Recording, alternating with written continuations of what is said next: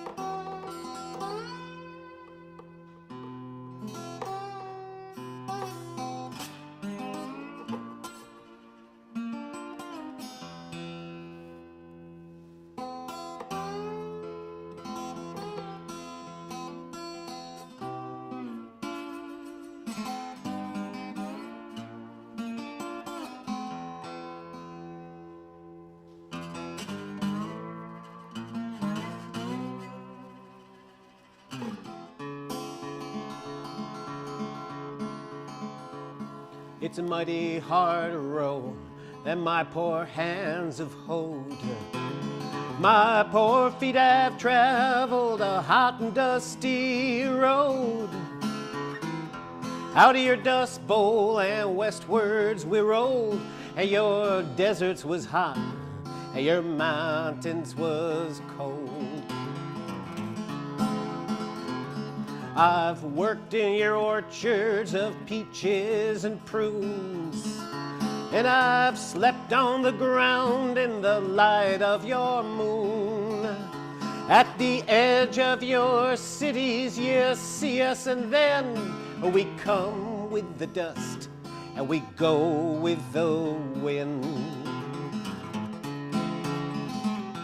California, Arizona, I worked on all of your crops.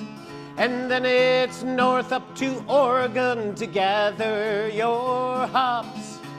Dig the beets from your ground, cut the grapes from your vines, for to place on your table your light sparkling wine. Green pastures of plenty from dry desert ground, from the Grand Coulee Dam where the waters run down. Every state in this union us migrants have been, and we'll work in the fight, and we'll fight until we win. And it's always we ramble, this river and I, all along your green valley I will work until I die. And this land I'll defend with my life if it be, for my pastures of plenty must always be free.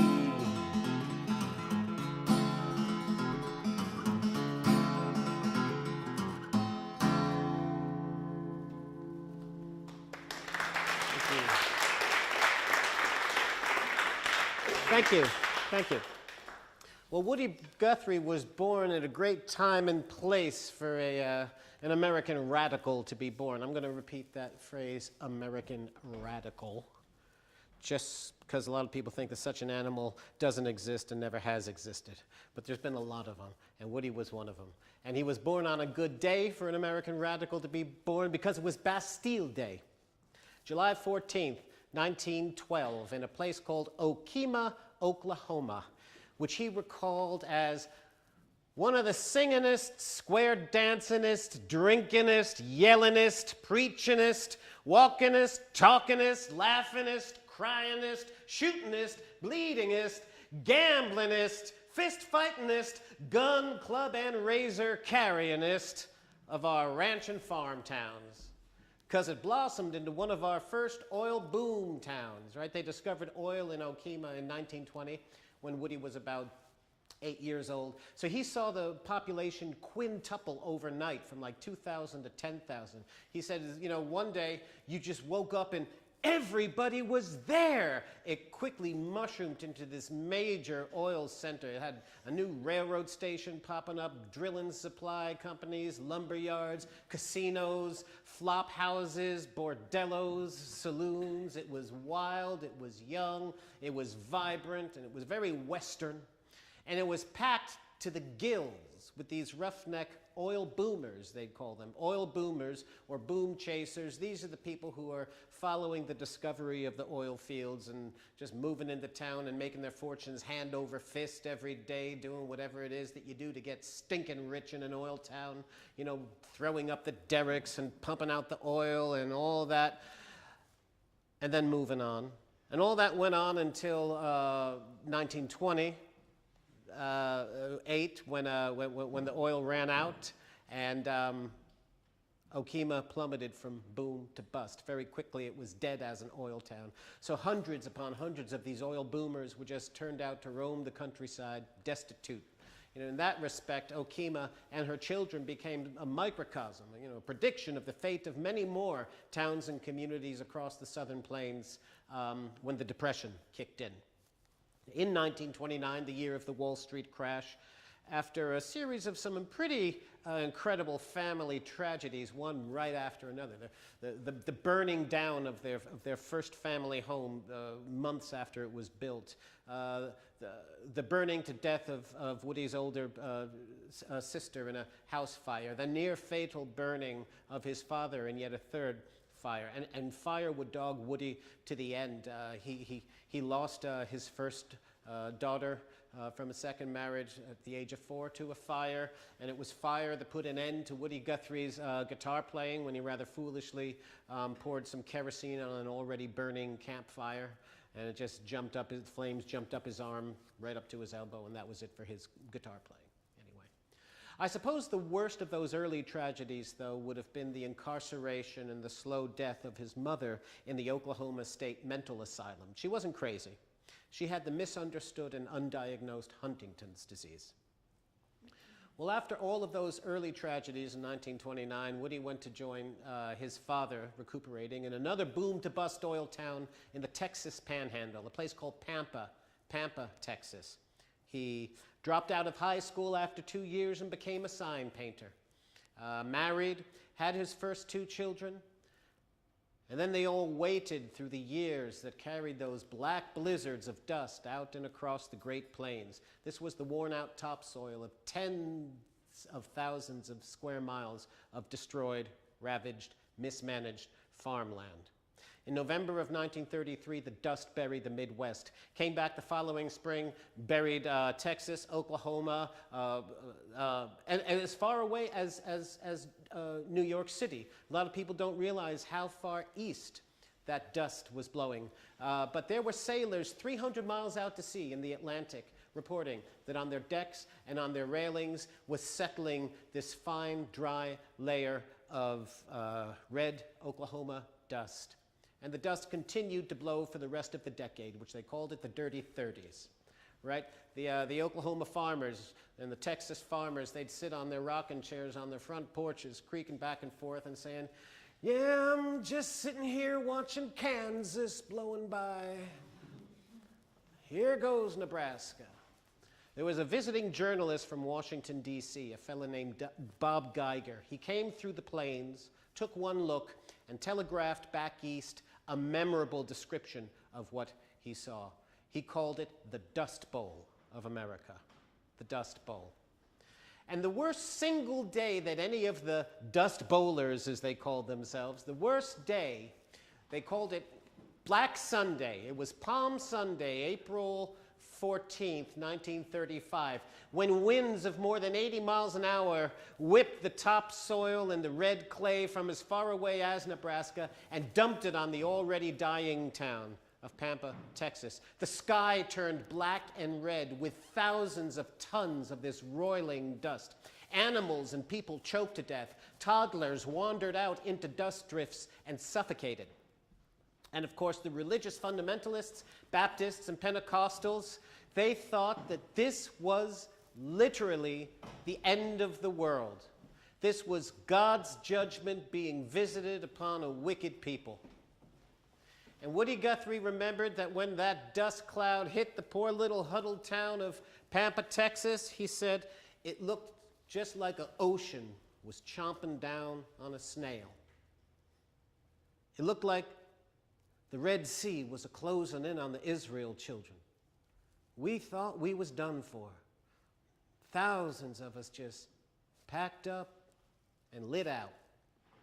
That year, he wrote the first of many songs about the death of his community and hundreds of others like it across the Southern Plains.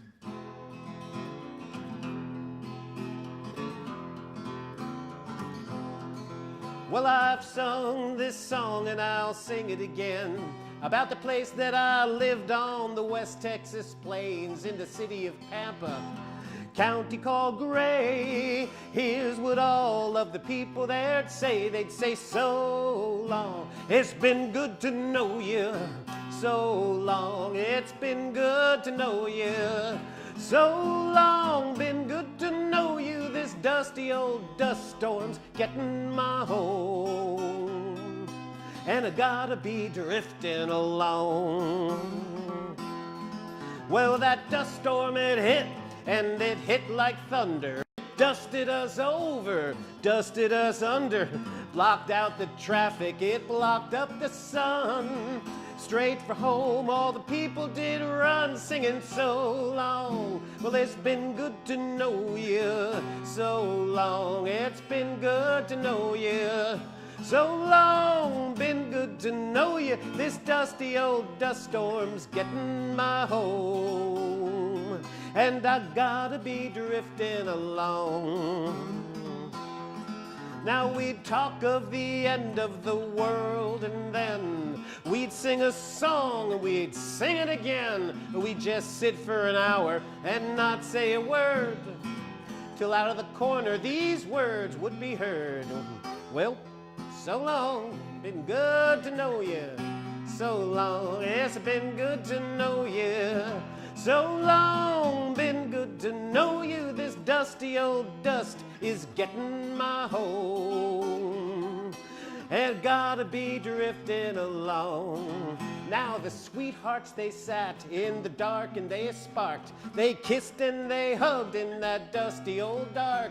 They sighed and they cried, hugged and they kissed.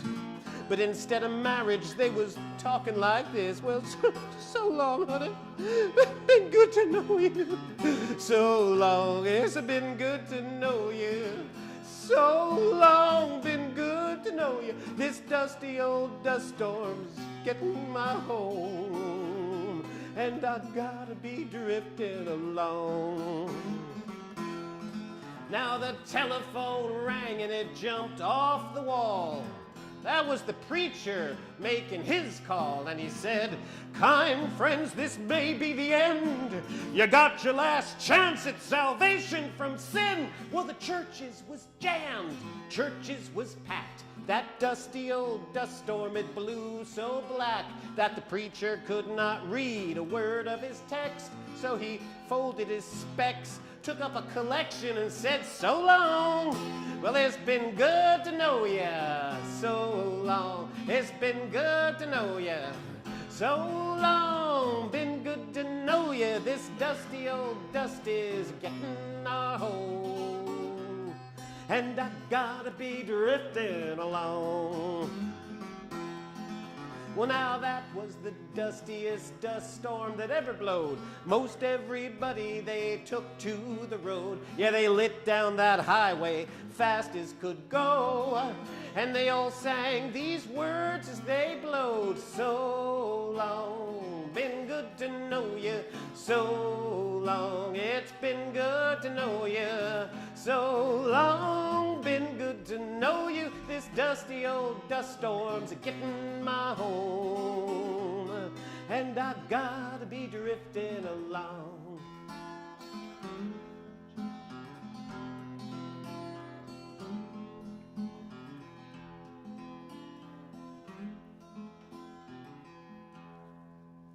So long.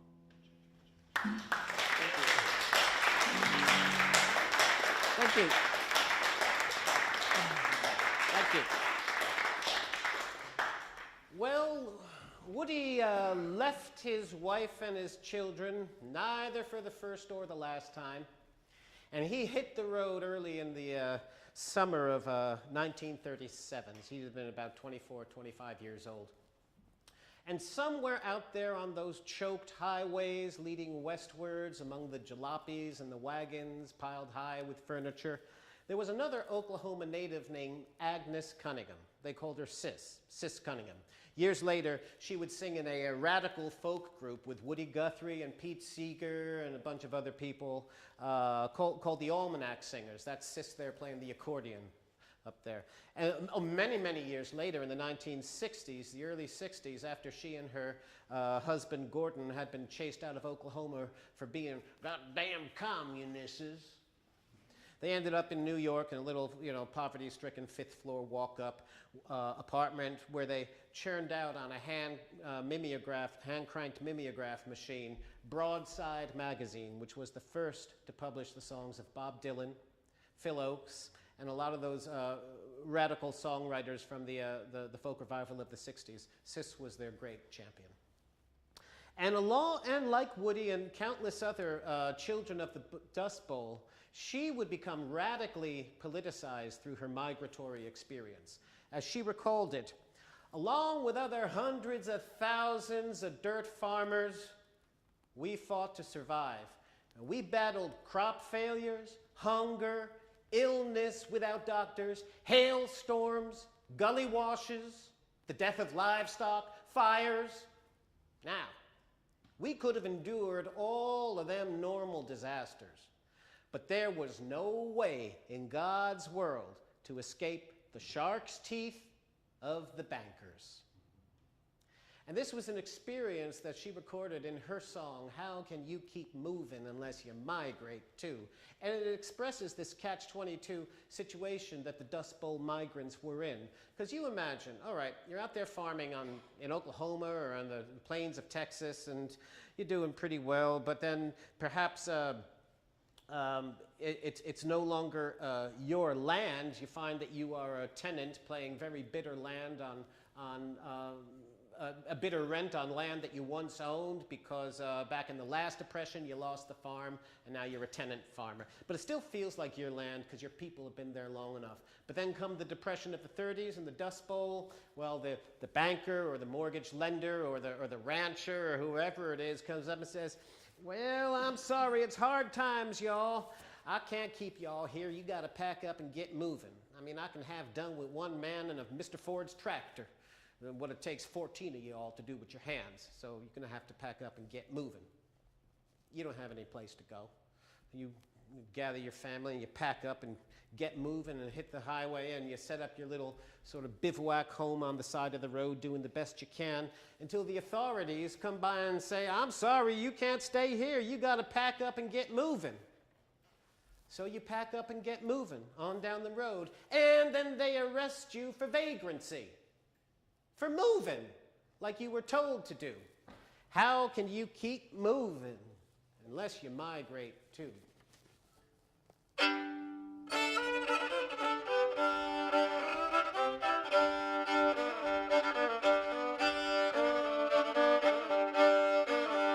Now how can you keep moving unless you migrate too? They tell you keep on moving, but migrate you must not do. Well, the only reason for moving and the reason why I roam is to go to a new location, find myself a home.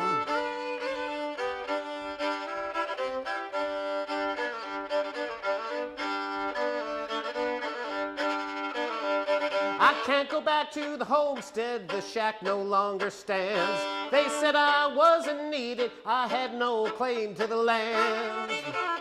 Go on, get moving, that's their everlasting cry. But how can you keep moving, moving just like me?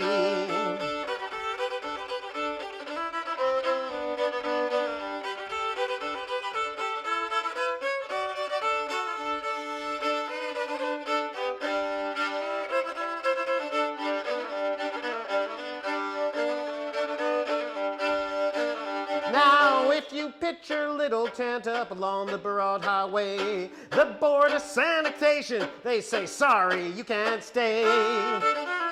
Go on, get moving, that's the everlasting cry. I can't stay, can't go back, I can't migrate, so where in hell am I?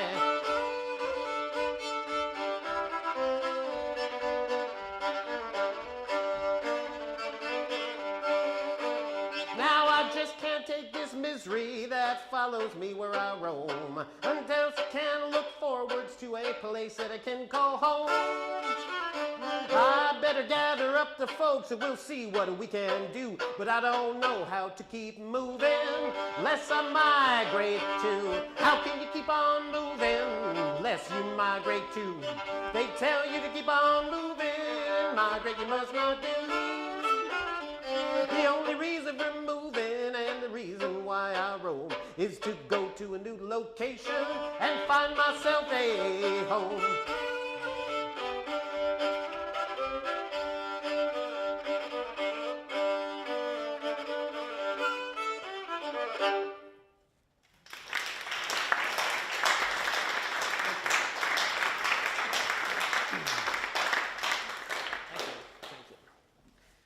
Well, the further west you walk, Woody remembered, the browner, hotter, stiller, and emptier the country gets. I met the hard rock miners, old prospectors, desert rats, and whole swarms of hitchhikers and migratory workers squatted with their little piles of belongings in the shade of the big signboards out across that flat, hard crust, gravelly desert. Kids chasing around in the blistering sun, and ladies cooking scrappy meals in sooty buckets and then scouring the plates clean with sand. And the young folks in khaki and whipcord, slacks, cotton dresses, they'd gather around us and sometimes they'd sing too. Sometimes they just stand real quiet and listen. And I knowed what they was a-thinking about. Well, I guess it was by about 1936, the year of Franklin Roosevelt's first re-election as president. The Midwestern American family farm had pretty well blown away with the topsoil. That's the way that Joe Klein describes it in Woody's biography. As he says, a human convulsion of epic proportions was in progress. The whole countryside seemed to heave and groan as the farms emptied and the highways filled. Well, on the country music stations, old Jimmy Rogers was up there yodeling and singing that the California waters taste just like cherry wine. And Woody Guthrie and 500,000 migrants from those legendary vineyards and orchards of Californian promised land. Maybe spending their nights in jail for vagrancy, but glad of the option, because if they were in jail, at least they had a roof, or maybe even a bed. If they weren't in jail, where were they? Well, you'd find them curled up in a doorway somewhere. You'd find them rotting away in some, cockroach-infested flop house somewhere. You'd find them moldering away in one of those migrant tent cities springing up like mushrooms across the American landscape on the edges of towns and under the railroad bridges, where entire families living in dwellings of old tar paper and tin and packing crates nailed together and the bodies of abandoned cars. And wherever these tent cities were, these slum cities across America, they all shared the same name, Hooversville, named in honor of the unsympathetic president, Herbert Hoover, on whose wash the Depression was ushered in.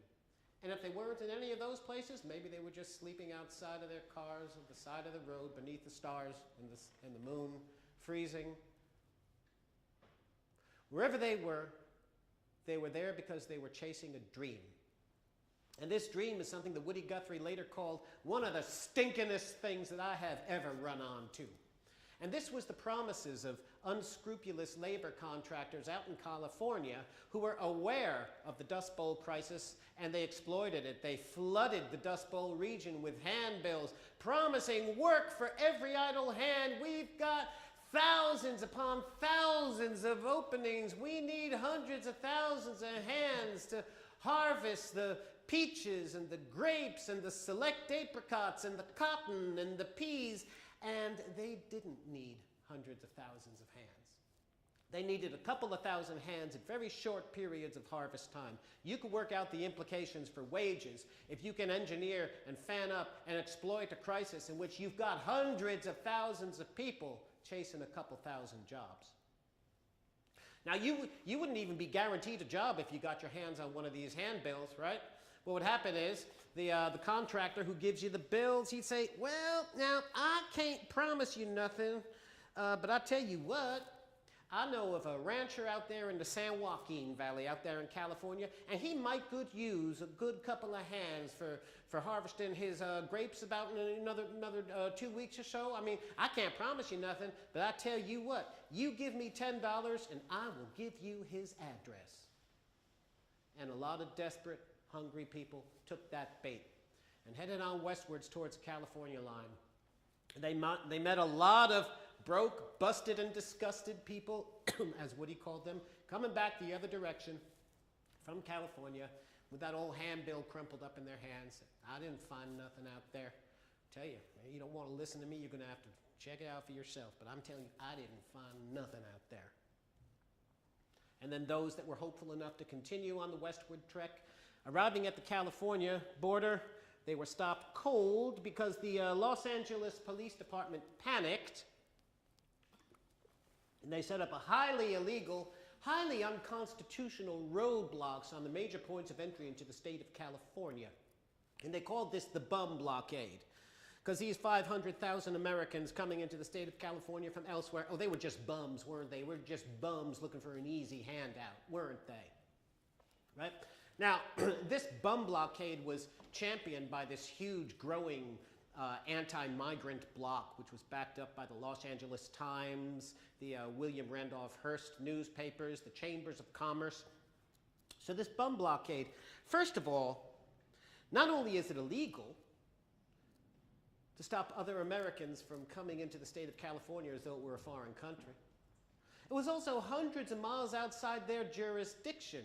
I think people, how many of you have never been to Los Angeles?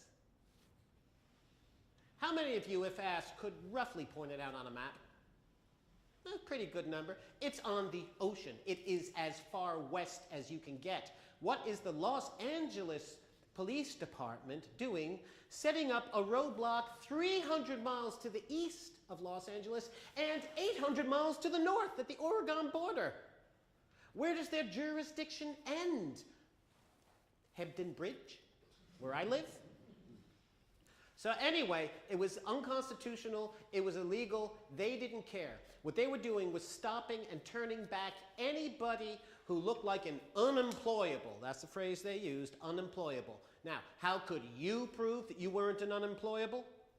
You would reach into your pockets and you'd pull out $50. And if you could show $50 worth of that good old American do-re-mi, is what he called it, you might be able to get past the border guard into the golden state of California, where you would be pretty sure to have a less than warm welcome anyway. Right? So Woody took a look at that situation, and he sent kind of a musical postcard to the folks back home who are maybe thinking of pulling up stakes and coming out to California. Maybe they ought to think again, unless they got a little touch of that old do-re-mi.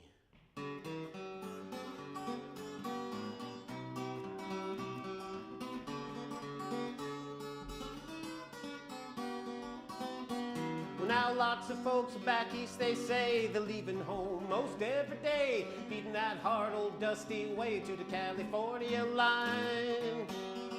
Across the desert sands they roll, getting out of that old dust bowl. Well, they think they're coming to a sugar bowl, but here is what they'll find. The police at the port of entry say, you're number 14,000 for today. And if you ain't got that do-re-mi, I tell you, if you ain't got that do-re-mi, then you better go back to beautiful Texas, Oklahoma, Kansas, Georgia, Tennessee. California's a garden of Eden. It's a paradise to live in or see. But believe it or not, you won't find it so hot if you ain't got that do-re-mi.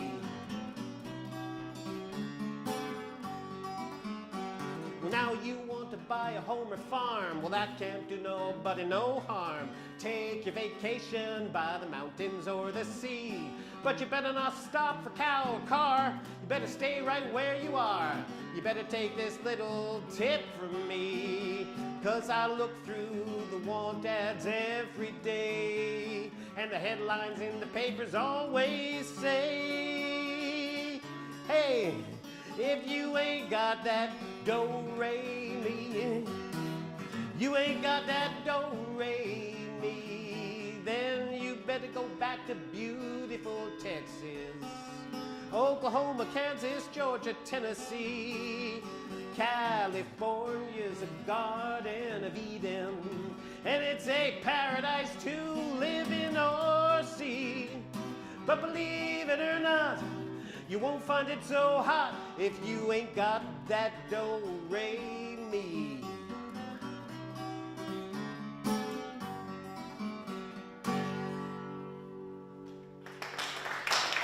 Thank you. Thank you. Well, I reckon you all got a little bit of that dust in your throat, so we'll take a 15-minute break, and you can all sort of libate yourselves and come on back in 15 minutes. Thank you.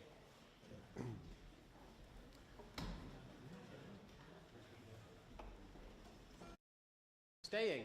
Thank you for staying, culture lovers. Where were we? We were trying to get into the state of California past the bum blockade. Is that where I left you, at the California border? Okay, I'm trying to get past the police blockade. Well, Woody, we know, did make it into the state of California. And it was there that he encountered for the first time the word Okie. Okie. And this was a slur. It was an insult that was being used to describe all of the migrants from the Dust Bowl region, whether in fact they were from Oklahoma or not. Okie. I mean, occasionally someone might, distinguish between, they'd call you Arky if they knew you came from Arkansas, or Tex if you came from Texas. But by and large, they're all lumped together under the term Okies. And the formula was this: if you were poor, white, homeless, unemployed, and in California at that time, you were an Okie, no matter where you came from. Funnily enough, if you were poor, black, homeless, unemployed, in California at that time, and from Oklahoma, you weren't an Okie, right? Okies were a particular white underclass, and they were the target of a really hysterical, highly orchestrated campaign of xenophobia backed up by this huge anti-migrant bloc that I was telling you about. It was an atmosphere like if you went into a movie theater in Bakersfield or somewhere out in the San Joaquin Valley, you'd be met with a sign out in front of the theater saying "Coloreds and Okies upstairs." There's at least one diner known to have posted a sign, "No coloreds, dogs, or Okies served here." Now, you didn't have money to go to the movies anyway, but if you did find a nickel and, went up to, up into the balcony with all the other outcasts, before the main feature in the movies, they used to show, the newsreels like they did over here, and they'd be going, "They're seedy and shiftless. They're overrunning the state. They're here for the benefit gravy train. They're genetically inferior and intellectually subnormal. They should be sterilized, voluntarily or otherwise. We must do something about the Okie hordes," Daily Mail kind of stuff. Like they've always been saying about migrants, right? Well, in that context and in that atmosphere, Woody began to circulate around the migrant camps about 1938, because he was also a budding journalist, and he was sent into the camps to report on the conditions. And it was this is really the beginning of his political education, I think. This is where he's hearing all the old radicals sitting around the campfire talking about the big picture, you know. Again, as Joe Klein describes it, the old hobos would sit around the campfire and mutter half coherently about all the capitalists and the rich bastards, and then they'd reach into their pocket and pull out a battered old red card that proved they had been members of the wildest, woolliest, most violent, joyous, and completely disorganized gang of Reds ever to strike fear into the hearts of the American bourgeoisie. The industrial workers of the world. IWW. The Wobblies. Aye, well done. I don't know why he uses the past tense, Joe Klein, because this is my membership card. We've been trying real hard since 1905 to put things right. A lot of people think that the Wobblies were wiped out in the Great Red Scares of 1919, 1920, but we weren't wiped out. We just went underground to wait for the invention of the internet. So it's iww.org if any of you want to join the other 5 or 6 of us who are still out there fighting the good fight. I pay my dues by direct debit these days. Anyway, the old Wobblies infected Woody with their humor, with their cynicism, with their anger, with their political non-alignment, but more than anything, I think, with the songs that they sang out of their little red songbook to fan the flames of discontent. And some of these songs in the Wobbly Songbook, you know, that book's never been out of print. So a lot of the songs, you hear them on the picket line of your choice these days, you know.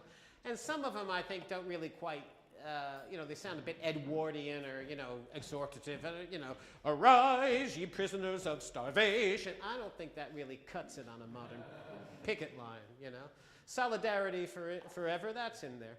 But I think of the songs that Woody liked, the ones that really would have taken him away by far would have been the 26 odd, pricelessly funny parodies of pop tunes and religious tunes written by this fella. Anyone know who that is? Joe Hill, that's right. Funny, a lot of people don't know who he was, even though they may have heard Paul Robeson's recording or even Joan Baez at Woodstock singing, I dreamed I saw Joe Hill last night, alive as you and me. A lot of people know the song, they don't know who he was. He was a Swedish-born immigrant to the United States. His birth name was Joel Emanuel Hagelund, and then he shortened it to Joseph Hillstrom. And then it became Joe Hill, even shorter. And he was in the Wobblies. He was a masterful musician, a multi-instrumentalist, could play anything that you asked him to play. Great songwriter, great labor agitator, and an organizer. And he became a martyr to the cause of American labor with his execution on a trumped-up murder charge in the state of Utah in 1915. And students of American labor history will know of that stirring telegram that he sent to his comrades in the Wobblies the night before his execution. He said, don't waste time mourning, organize. A really famous line in labor history. He also said this in the same telegram. Basically, he said, can you do me a favor, promise me that after this is all over, promise me that you'll get my body across the state line, because I don't want to be caught dead in Utah. Which, of course, is what happened to him. He was cremated at a huge funeral ceremony in Chicago at the Wobbly headquarters. I think about 30,000 people came to his funeral. And then his ashes were divided up and put into little envelopes and sent to all the IWW chapters around the world. And apparently, about 25 years ago, Billy Bragg, you know, he got a hold of a little morsel of Joe Hill's ashes.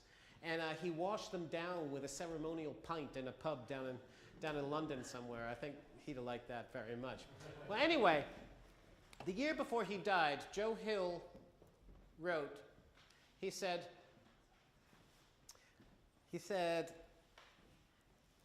a pamphlet,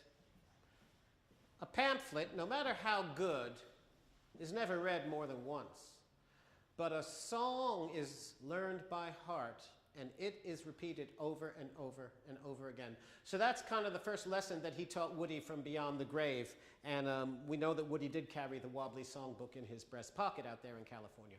And the second thing Joe Hill said was this. He said, take a few cold, common sense facts, put them into a song, and then dress them up in a cloak of humor to take the dryness off of them. And I think Joe Hill's reworking of the old Salvation Army hymn in the Sweet By and By is a pretty good case in point.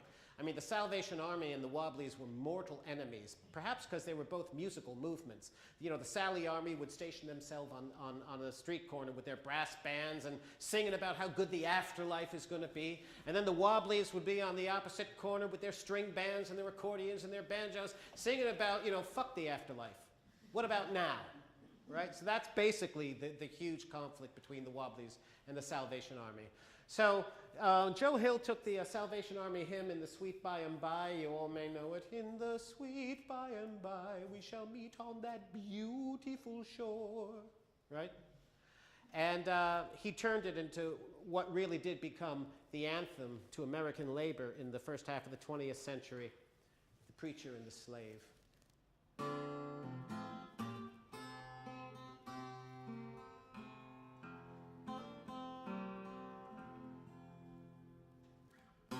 Long-haired preachers, they come out every night.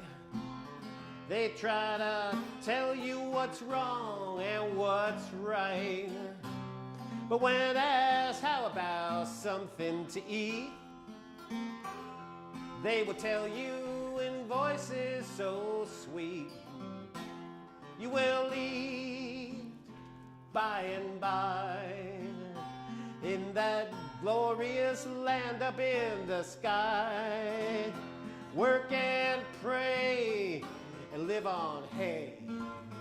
You'll get pie in the sky when you die. That's the origin of the phrase. Holy rollers and jumpers, they all come out. And they jump and they holler and they shout. Give your money to Jesus, they say. He will cure all diseases today. Yes, and the Starvation Army, they will play. And they'll sing and they'll clap and they'll pray until they get all of your coin on their drum. And then they'll tell you when you are on the bum. You will eat by and by in that glorious land up in the sky. Work and pray, live on hay. You'll get pie in the sky when you die. But if I fight for my children and my wife, try to get something good in this life, well, I'm a sinner and a bad man, they tell. And when I die, I will sure go to hell. You will leave by and by in that glorious land up in the sky. Work and pray and live on hay. You'll get pie in the sky when you die. Testify, children.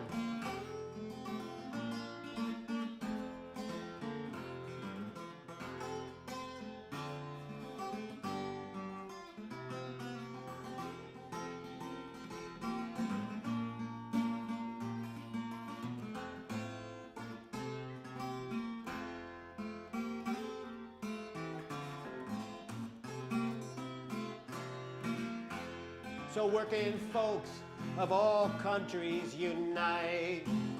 Side by side, we for freedom will fight. And when the world and its wealth we have gained, to all of the grafters we'll sing this refrain. You will eat by and by when you've learned how to cook and to fry. Chop some wood, it'll do you good. And then you'll eat in the sweet by and by.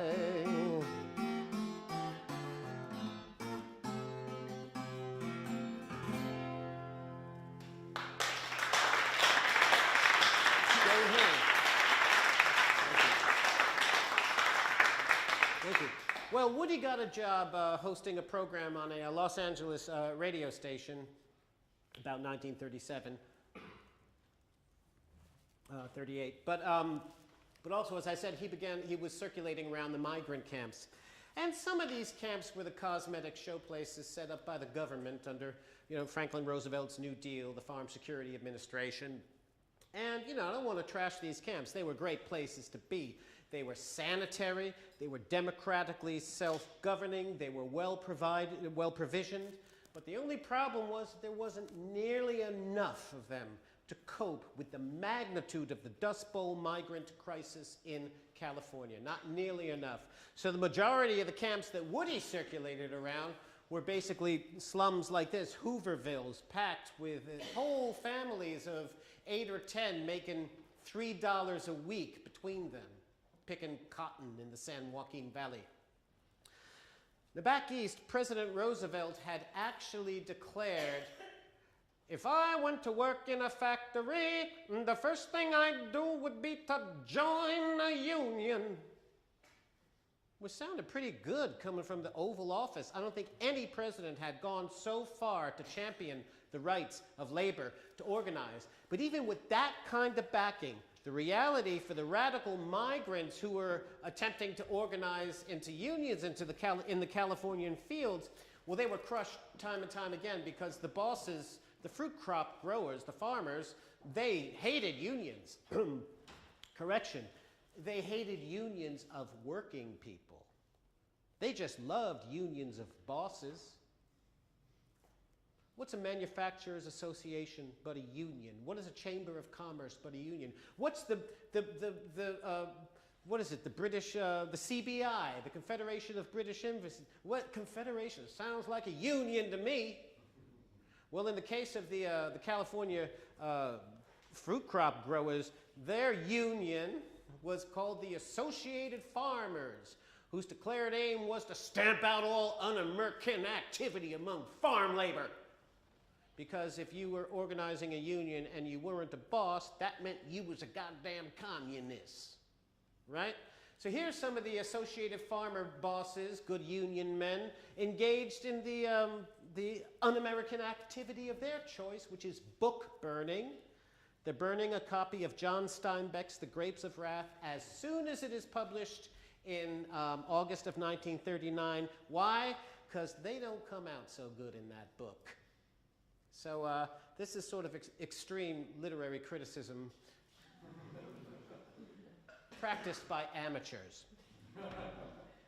Anyway, and when they weren't engaging in their odd form of lit crit, they were arming local goons and thugs, dignifying them with the name of deputy, giving them maybe a little shiny tin badge to pin onto their leather jackets, but more effectively giving them knuckle dusters, billy clubs, sawn-off shotguns, fence posts, baseball bats, sending them out to scatter picket lines, to bust up union meetings, to assassinate union organizers, to burn down entire migrant camps suspected of harboring union activists. And all of this is with the grateful thanks of the Los Angeles Police Department and the Hearst newspapers and chambers of commerce and all that, right? So Woody took a look at that situation and he wrote about it, partially drawing on Steinbeck's The Grapes of Wrath. How many of you have read The Grapes of Wrath? Well, it was the required reading for this week's class, and I'm surprised.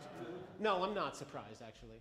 All right, how about my students usually say, well, I didn't read the book, but I saw the movie. Can I write on that? Okay, so how many of you have seen the movie, The Grapes of Wrath? Okay, well then you may remember this guy. That's Preacher Casey, here played by John Carradine, whose son David Carradine went on to play Woody Guthrie in one of the worst movies ever made, called Bound for Glory. Good cinematography. And John Carradine as Preacher Casey, you may recall from the book and the movie, he's the He's the ex-preacher who becomes a union organizer and who is consequently murdered by the vigilantes in the hire of the Associated Farmers.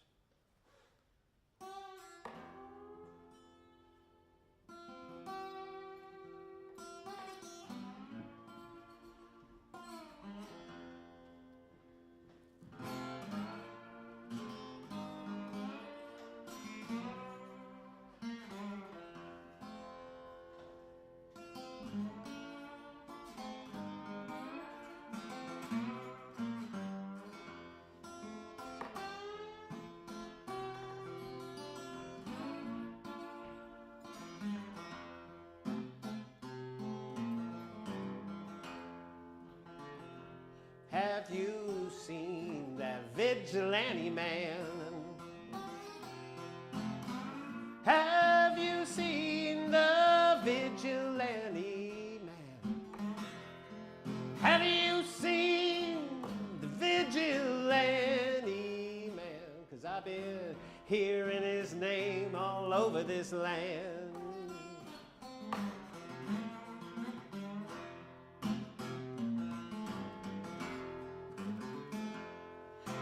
Lonely nights down in the engine house,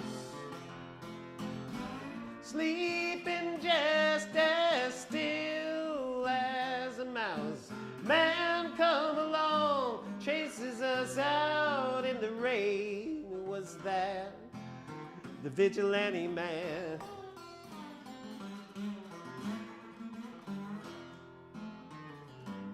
And rainy days we pass the time away, hunkered down in some good warm place.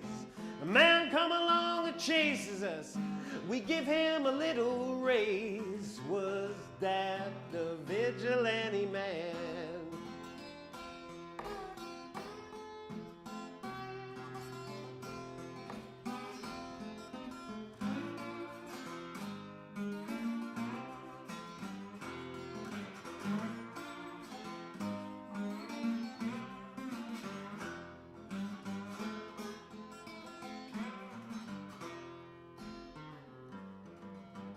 I travel round from town to town. I traveled around from town to town, and they herded us round like a wild herd of cattle. Was that the vigilante man? Preacher Casey was just a working man. He said, unite all of you working men. So they killed him in the river, some strange man. Was that the vigilante man?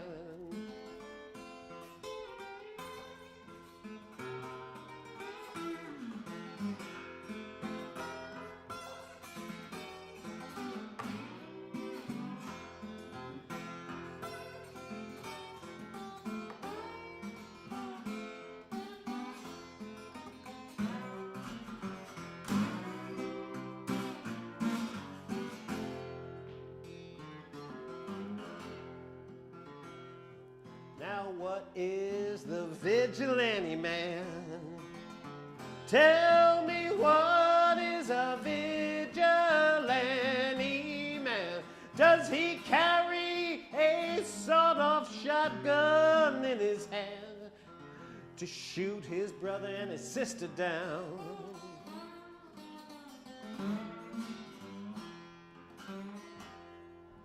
Have you seen that vigilante man? Have you seen the vigilante man? Have you seen the vigilante man? I've been hearing his name all over this land.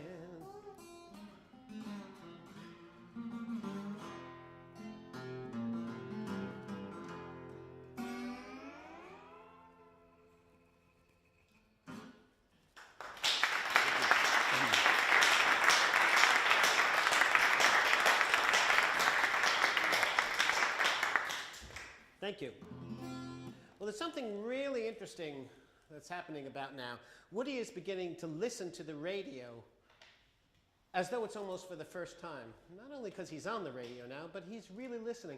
And the more that he's listening, the angrier he's getting, because it seems to him that the popular music industry is going out of its way to put people to sleep, to direct their attention away from the realities that he's seeing happening on the ground every day. For instance, in 1938, a lot of the migrants would have been listening, gathered around the radio listening to the big hit coming out of the country music stations that year. Big hit by these folks. Anyone recognize them? The Carter Family, right? The first group to really turn country music into an industry. And they had a big hit in 1938 about, with a Baptist hymn that they turned into a country standard. It was called "This World Is Not My Home." I don't know if you know it. You'll be glad to know I won't sing the whole thing for you. But to give you a sense of its sentiments, the chorus is like, this world is not my home, I'm just a passing through. My treasures and my hopes, they're all beyond the blue. Get it?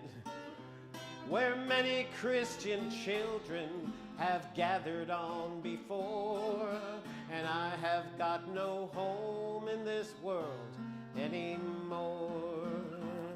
You know, so right, just lay down and die then. Hurry up, get it over with. Because there's no depression in heaven, right?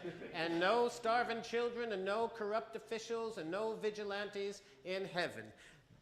Wait, be meek, be rewarded in the afterlife. Now, I will say this. Woody Guthrie revered the Carter family. They were probably the hugest single influence on him. He knew all of their work, learned guitar from their records. He revered the Bible.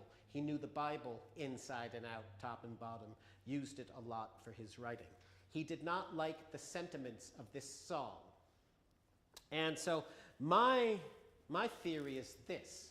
What happened was that the little angel of Joe Hill, right, was like Jiminy Cricket. You know, he scampered up his arm this big and stood on his shoulder and whispered into his ear in a really bad Swedish accent. And he said, "You know, Woody, here's what I would do with that song if I were you." And here's what Woody did with it. Now I ain't got no home, I'm just traveling around, just a wandering worker, and I go from town to town, and the police make it hard wherever I may go. I ain't got no home in this world anymore. I'm farming on the shares, and always I was poor. Had to lay my hard-grown crops into the banker's store. My wife took down and died right on the cabin floor. I ain't got no home in this world anymore.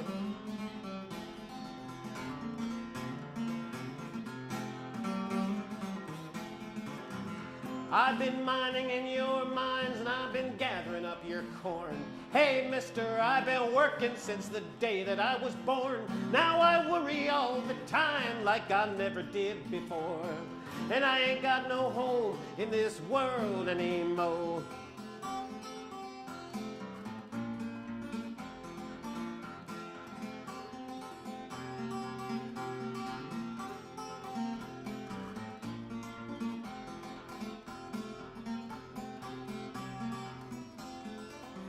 Now I'm standing on this road that runs from sea to sea, and 100,000 others, they're stranded here with me.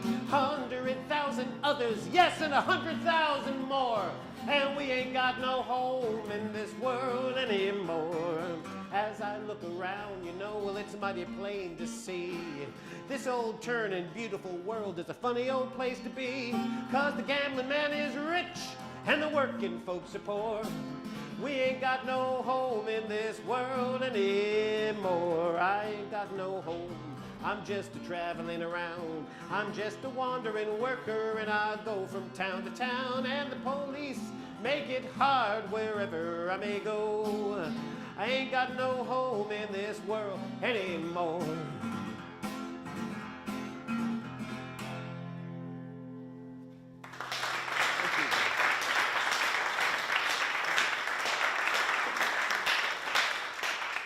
so Woody's listening to the radio, and the more he's hearing, the angrier he's getting. And it's really interesting that in his later collaborations, you know, the worst criticism that he would give a fellow songwriter is, sounds too damn Tin Pan Alley. Tin Pan Alley, of course, being the nickname for the popular music industry, clustered around the Brill building in Manhattan, sort of like I guess Denmark Street in London, you know, where all the songwriters all collected. And in New York, certainly, they'd be in their cubby holes, the little office, you know, churning out on a 9-to-5 basis, fodder for Broadway and Hollywood and the recording industry. Now, I think that some of Woody's ostentatious contempt for Tin Pan Alley, for the popular music industry, sometimes I think he overstates the case, you know, because there were some good songs that came out of the Depression that did engage with what was going on, you know. Having said that, if you go through what they call the Great American Songbook, you know, that's that classic collection of show tunes from the late 20s and the 30s, it is kind of top-heavy with titles like Back to Those Happy Days, Goody Goody, On the Sunny Side of the Street, We're in the Money, we're in... like this one for a nation packed coast to coast with Hoovervilles, Just a Shanty, an old shanty town. You know, the clouds will soon roll by. Those are the characteristic songs. There were some good ones that did engage, as I said, and I'll play one for you that's often considered to be the anthem to the Depression. Some folks think it's the song that got Franklin Roosevelt elected for the first time in 1932. And the words were written by a great radical songwriter named Yip Harburg, E.Y. Harburg, who later on became a friend of Woody Guthrie's, and was also responsible for all the songs in The Wizard of Oz. So, you know, Over the Rainbow and stuff like that. That was his. But this was his Great Depression anthem. See if you can guess the title.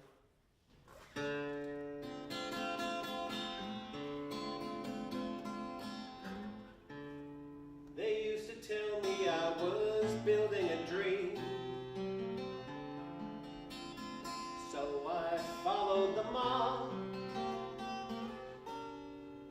Wherever there was earth to plow or guns to bear, I was always there, right on the job. They used to tell me I was building a dream with peace and glory ahead. So why should I be standing in line, just waiting for bread? Once I built a railroad, I made it run, made it race against time. Once I built a railroad, now it's done. Brother, can you spare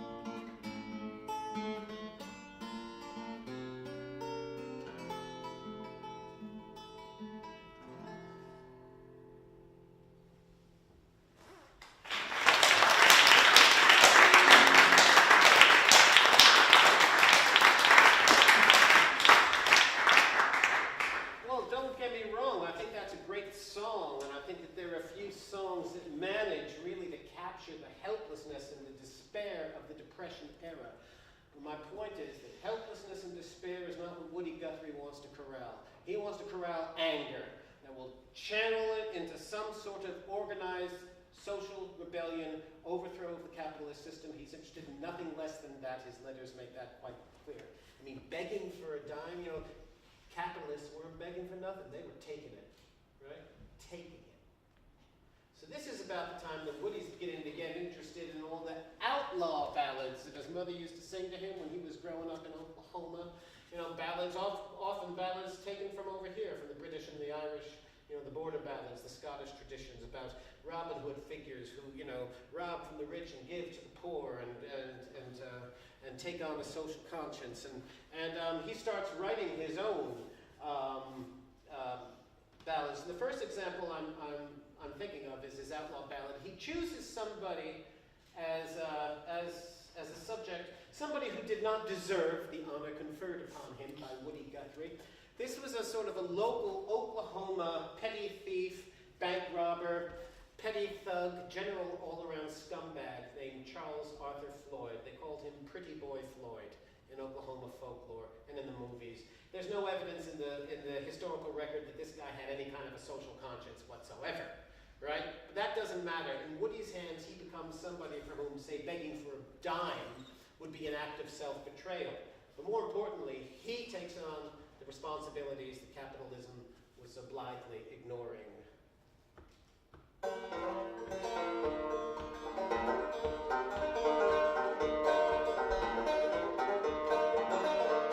Come gather round me, children, and a story I will tell all about Pretty Boy Floyd, the outlaw. Oklahoma knew him well. It was in the town of Shawnee on a Saturday afternoon. His wife beside him in the wagon. Into the town they rode. Well, a deputy sheriff approached them in a manner rather rude, using vulgar words of language, and his wife, she overheard. Uh-oh. So Pretty Boy grabbed a log chain and the deputy grabbed a gun. And in the fight that followed, he laid that deputy down.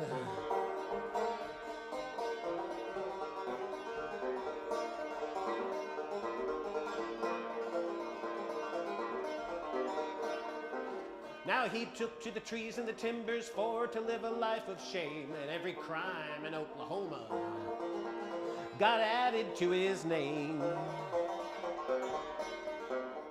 He took to the trees and the timbers along the Canadian River shore, and that outlaw found a welcome at many the poor folks' door.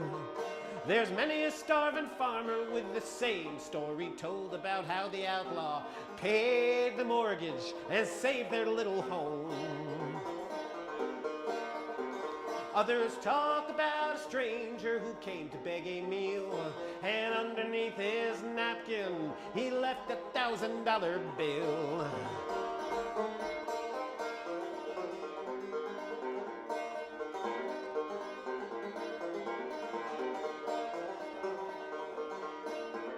It was in Oklahoma City long about Christmas Day. Arrived a whole carload of groceries and a letter that did say, now you claim I'm an outlaw, you claim that I'm a thief. Well, here's a Christmas dinner for all the families on relief. As through the world I traveled, I seen lots of funny men. Some will rob you with a 6-gun, and some with a fountain pen. But as through the world you travel, as through the world you roam, you won't never see an outlaw who'll drive a family from their home. Hope they're called bankers. So gather round me, children, and a story I will tell about Pretty Boy Floyd, the outlaw. Oklahoma knew him well.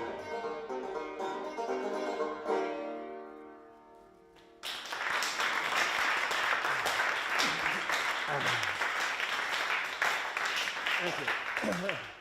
case you didn't get the message. Outlaws. He's writing a whole lot of outlaw ballads. He wrote an outlaw ballad about everybody. The Dalton Gang, Belle Starr, even this fella, you know him? Who's that? From over here. Dick Turpin. He wrote outlaw ballads about Dick Turpin. He's really into outlaw ballads. But I suppose maybe one of the most important outlaw ballads and the most famous outlaw that he writes about is perhaps Western history's most famous outlaw and perhaps the world's first socialist. As Woody puts into the mouth of one of his characters in his autobiographical novel, Bound for Glory, how many of you have read Bound for Glory or intend to? Wow. Well, if you've read it, it's too late. If you intend to, keep your bullshit detector cranked up to the max, okay? Because there's a lot of great writing in there of some very dubious history. Anyway, he's got some character, some loudmouth standing on the street corner. I think it's in Pampa, Texas. He's haranguing everybody else. And the guy's saying, I tell you one thing, if Jesus Christ were standing right here, right now, he'd say this very same damn thing.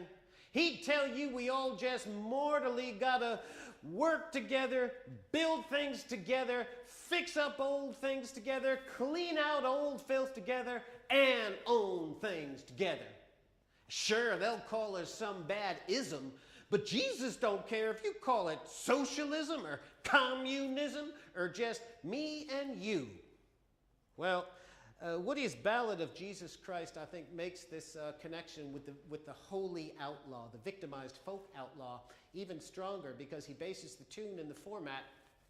Correction, he rips off 100% lock, stock, and barrel, as he always did, the tune and the format from the old American outlaw ballad, Jesse James, which you may know of as the Ballad of Brad Pitt. The references get harder and harder as the years go by.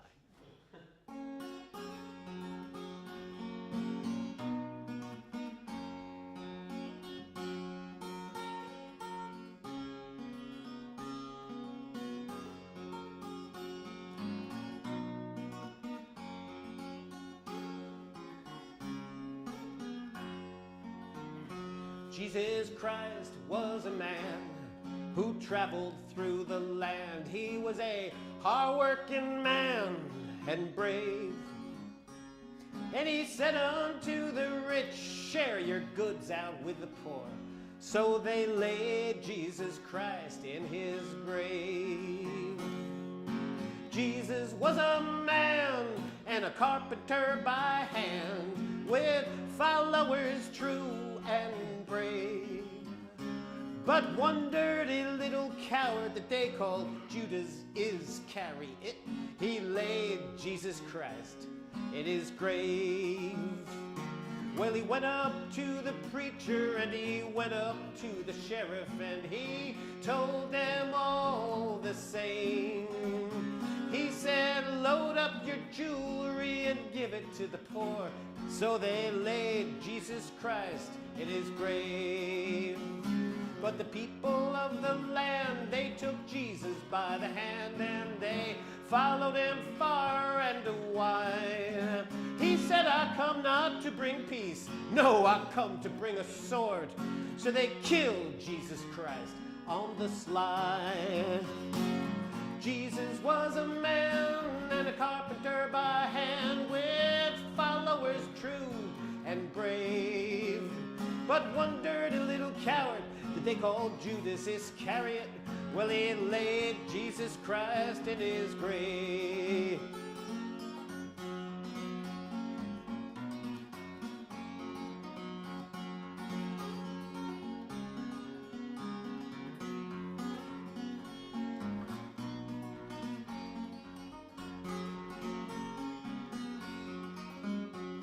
Well, the people held their breath when they learned about his death. Everybody wondered why. It was the landlords and the lawyers and the soldiers that they hired that nailed Jesus Christ in the sky. Well, now this song was written down in New York City of rich man and preacher and slave. And if Jesus preached today like he preached in Galilee, they would lay Jesus Christ in his grave. Jesus was a man and a carpenter by hand, with followers true and brave. But one dirty little coward that they called Judas Iscariot, he laid Jesus Christ in his grave. Now if the love of the poor should one day turn to hate, and if the patience of the workers fades away, it will be better for you rich if you had never been born. You have laid Jesus Christ in his grave. Donald Trump was a man, carpenter by hand, with followers true and brave. But one dirty little coward they called Judas Iscariot, he laid Jesus Christ, laid Jesus Christ, laid Jesus Christ in his grave.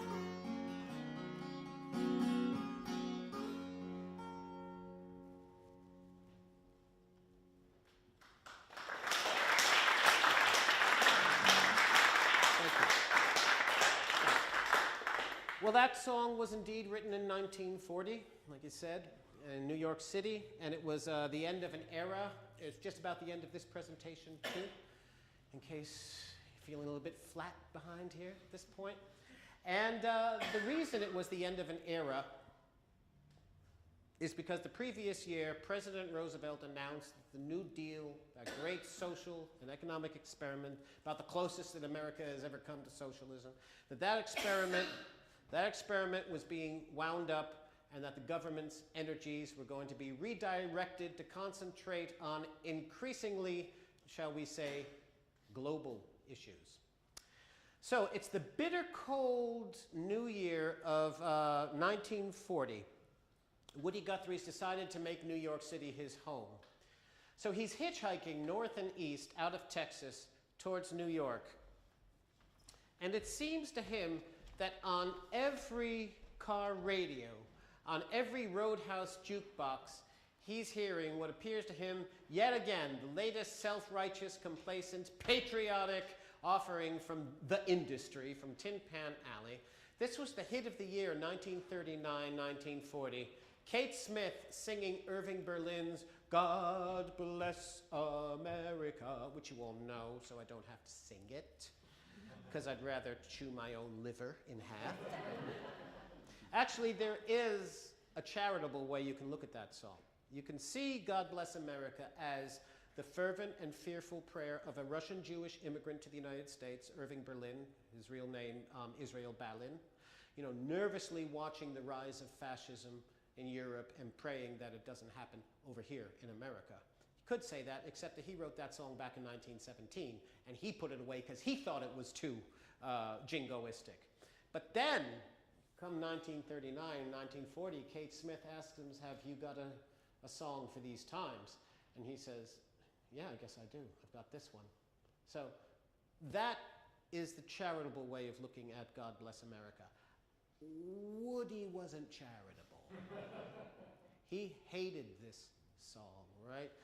What America was Kate Smith singing of? Not the America that he saw, the barbed wire and the barbed wire and the Hoovervilles and the swollen, distended bellies and the vigilantes and all of that. That wasn't the America. And also a song that could yet again promise that there was an unearthly answer to real earthly problems. So this song really stuck in his craw. And when he got to New York City and holed himself up in a sort of a flea bag hotel on rooming house on 6th Avenue and 43rd Street, which is now the Bank of America, he sat down and wrote a song in direct response to Irving Berlin's God Bless America, and it became his most popular song, the one that most people know if they know any Woody Guthrie song at all. Now, nearly 30 years later, after Woody had finally died of the Huntington's disease that he inherited from his mother and which had progressively silenced and paralyzed him throughout the late 50s and the early 60s, his son, Arlo, who's, you may know, a great folk singer and songwriter in his own right, still out there, he recalled the irony of that song's history. As he said, I remember him coming home from the hospital, taking me out to the backyard, just him and me, and him teaching me the last 3 verses to This Land Is Your Land, because he thinks that if I don't learn them, no one will remember them. Now, he could barely strum the guitar at this point, and his friends think he's a drunk or crazy, and they stick him in a puke-green room in a mental hospital. And then, when he can't write or talk or do anything at all anymore, he hits it big. All of a sudden, everyone's singing his songs. Kids are singing This Land Is Your Land in schools, and people are talking about making it the national anthem. Bob Dylan and all those others are copying him, and he can't react to it. I mean, the disease doesn't affect his mind. He's sitting there in a mental hospital, and he knows what's going on, but he can't tell anyone how he feels. Well, This Land Is Your Land began life with the title, God Blessed America, right? And as you can see in the manuscript, and it contains a couple of killer anti-capitalist verses that I don't remember singing in school.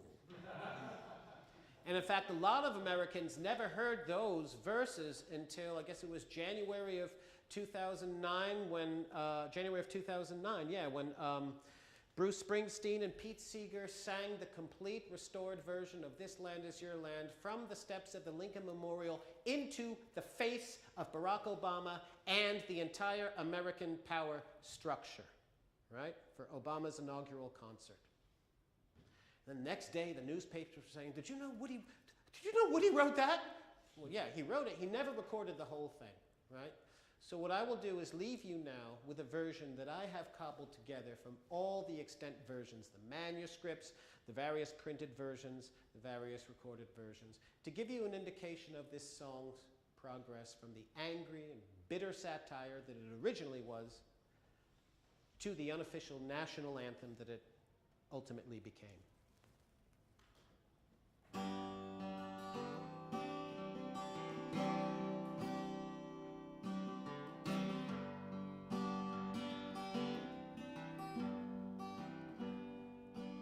Well, I walked that ribbon of highway, saw above me that endless skyway, saw below me the Golden Valley. They're all singing, God bless America for me.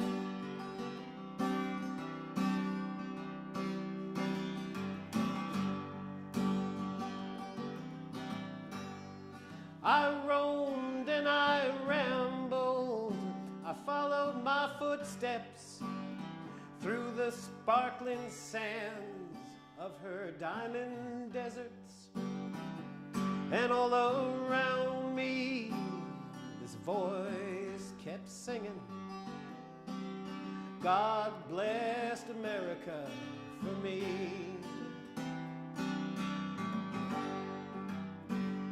The sun comes shining while I was strolling through wheat fields waving and the dust clouds rolled. As the fog was lifted, that old voice kept singing, God bless America for me. There was a big high wall there, tried to stop me, had a painted sign there saying private property, but on the other side didn't say nothing except God blessed America for me. And down in your city, in the shadow of the steeple, by the relief office, I saw my people. And as they stood hungry,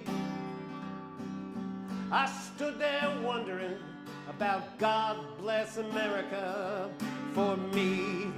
Nobody living can ever stop me as I go walking that freedom highway.